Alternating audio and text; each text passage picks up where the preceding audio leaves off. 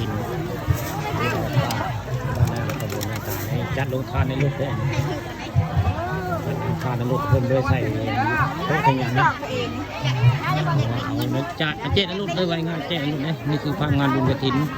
อยู่วัดป่าบ้านนาตำบลนาตาลอำเภอตะงอยเอาไปง่ายๆเรียบได้กับเจ้ามันเอามาทานโกงมาหรือจะมาแจกกันรถด้วยไว้งานมาแจกกันด้วยนี่คือภาพเหตุการณ์กับเจ้ามา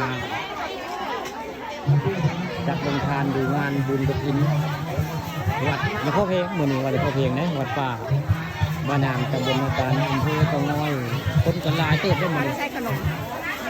คนกันลายพ่อตะเคียนมีภาพบรรยากาศในงานนี่แหละอันนี้ก็จะมาเป็นกระไรไม่ใส่วัดป่าบ้านนาไม่ทานสุกไม่ทานใจเย็นมาจัดลงทานลงทานของวัดป่าบ้านนาตำบลนาตาลอำเภอตะงอยวัดหลวงพ่อเพลงได้มีงานบุญกฐินแล้วก็บ่ายมากกับที่มีเจ้าเข้าไปงานขอดำของนายเรื่องสีทิศในตอนบ่ายกันบ่ายพระเจ้าไปงานขอดำพระเจ้าจัดงานให้มาเรียกว่างานกฐินนี่ข้าบ่ายพระเจ้าจะไปงานขาวดำเนาะงานขาวดำบ้านอาเนาะตอนบ่ายไปเข้าอยู่ถึงงานบุญกฐินเลยข้าวที่จะเศร้าวันนั้นข้าวที่จะเศร้าแล้วก็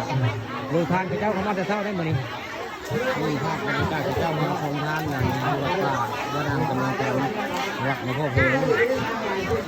มีคนมาจัดลงทานหลายคนได้หนึ่งนี่คือภาพบรรยากาศลงทานดูบริเวณวัดป่าวัดนางตำบลนาตาลอำเภอตะงอยมันนี่ขึ้นได้ไหมนี่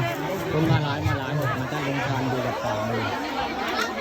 นี่คือภาพในงานที่การลงทานวัดป่าบ้านนางตำบลนาตาลอำเภอตะงอยต้นหนา